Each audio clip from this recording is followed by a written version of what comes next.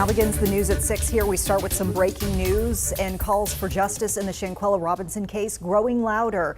Today, attorneys for the Robinson family, including Benjamin Crump, called on the White House once again to do more for her case. They shared that message while on a visit to Livingstone College.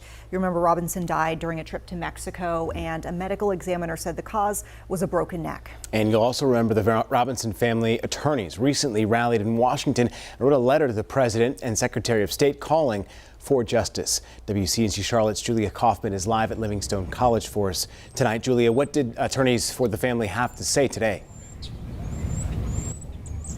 Well, they're saying the family and the attorneys are saying they will not rest until justice is served. They can't wrap their heads around why no arrests have been made. They're urging the State Department to either take over the case or allow suspects to be extradited to Mexico. They're also specifically calling on President Biden and Vice President Harris to step in and help.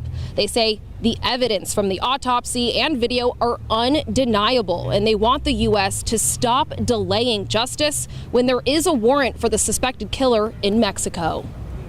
She would give you the shirt off her back. You know, she was a kind child, growed up to be lovable, love people, you know, and they done her like this. It's just terrible. And then they had a video that went viral. The whole world seen the video, and there's been no arrest since October the 29th. What kind of system is this? Right, my Lord. I just don't understand it.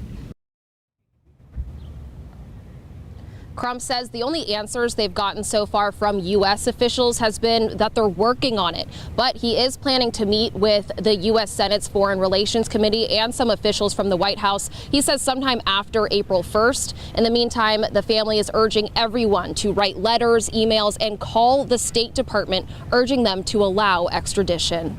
For now, live at Livingstone College, Julia Kaufman, WCNC Charlotte.